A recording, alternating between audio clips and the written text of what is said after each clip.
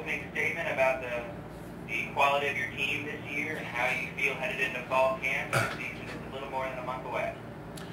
Well, we've certainly we're well into the evolution of the 2009 version of the Troy Trojans.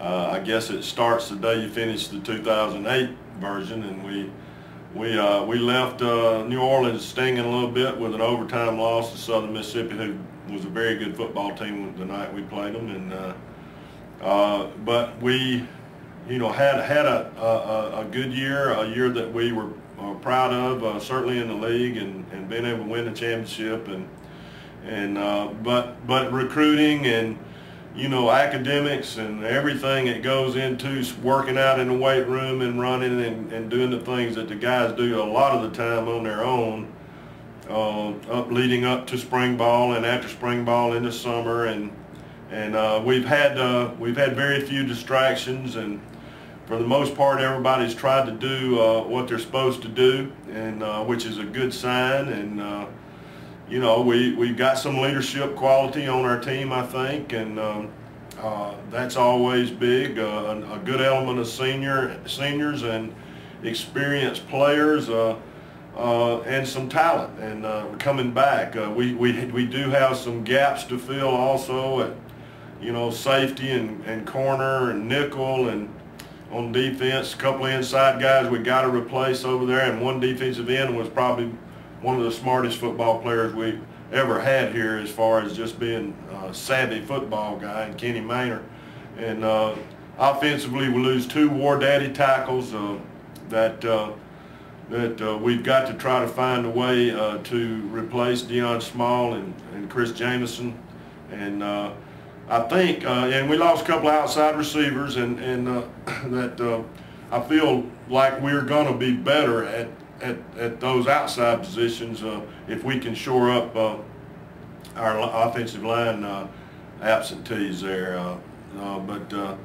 We're hoping to be all eligible, and that's always, the NCAA is very interested in academics, and so are we, and we're trying to make sure that our players and our academic staff and our coaches are mentoring these guys toward the season in that regard.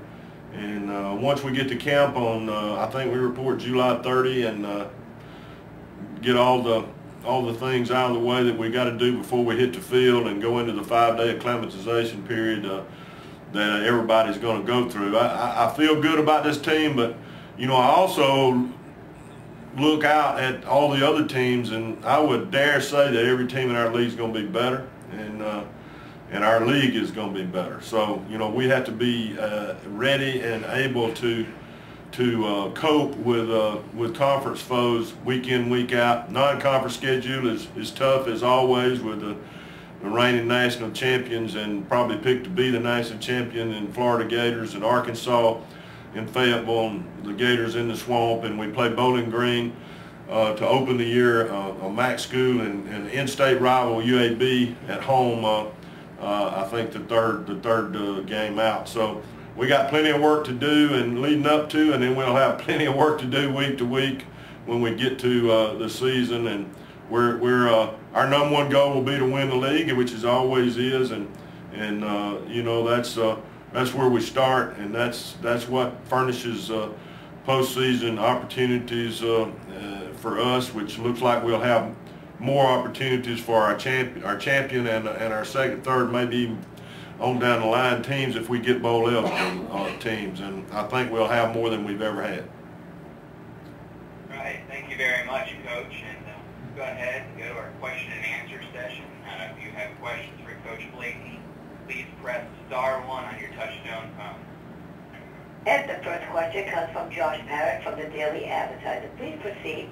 Hey, Larry, how are you today? Fine, Josh. How are you?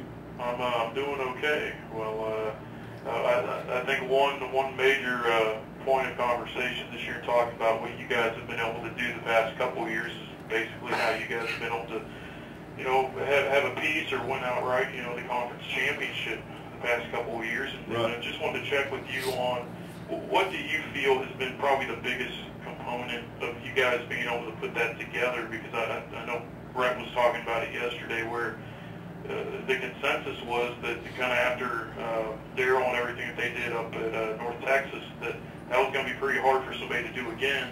Right. When I look at them, you guys have basically done the exact same thing now. Well, how have you guys been able to do it? How difficult has it been? And how hard do you think it will be to continue to do that again this year? Well, you know, how we have done it is week to week, you know, having a little injury luck with especially non-conference foes, and even though, you know, last year we lose our starting quarterback in the middle of the season or the first third of the season, and Levi comes in and does a tremendous job, proves worthy as a starter, and was ready for his opportunity, and led us to the championship. You know, the way we've done it, I think, is defensively. You know, we have played pretty well, and I think that's what you've got to be able to be good defensively and have confidence defensively, and I heard Coach Stockstill talking. There's always, you're facing so many good quarterbacks that can make things happen, and you're not always going to be on cue defensively, but you know, we struggle and fight to be as good as we can be over there. And offensively, I really like what we're doing, and we can speed up the tempo, we can slow it down a little bit, and you know, we've been able to score some points, and the special teams have really sort of glued us together, and we haven't been great in all the areas, but we've been good across the board team-wise in our special teams unit. So it's a three-phase game, and if you're not good in one of them, you got a chance to lose a game because of it. And so, you know, I feel like that the approach and being able to recruit good players and developing them, and here in this weight room, you know, we got a strength coach that's pretty good, and Richard Shaughnessy and our support people do a great job in their job and role, and you know, just I think the assistant coaches,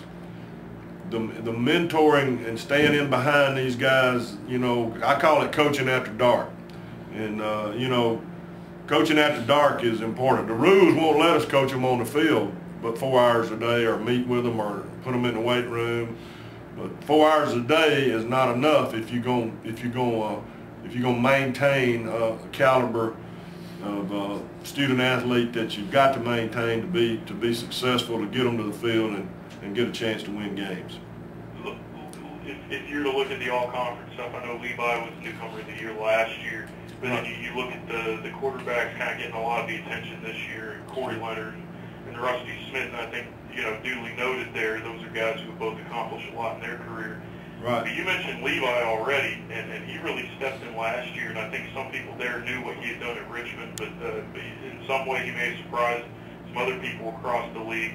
Do you feel that he maybe is a little bit overshadowed just because there's some other good quarterbacks in the league, and how do you think Levi handles that in the right way? Well, I'll let you ask him if you want to, but he handles it well, and there are two great players that you just mentioned, and Rusty Smith and Corey Leonard. I mean, you know, they've earned their spurs in this league too, and you know, Levi, you know, I'll give up preseason quarterbacks on the first team and let Levi be the first teamer at the end of the year all day long. So that's what I'll be trying to encourage him, and hopefully he will be motivated by that to try to make that happen. But we don't need for him or anybody else on this football team to feel pressure that they've got to do that kind of thing, win the game single-handedly or anything like. We're a team. We're going to remain a team, and those guys, Corey and Rusty are tremendous student-athlete players that make things happen for their program, and you know, we got a lot of respect for both of them.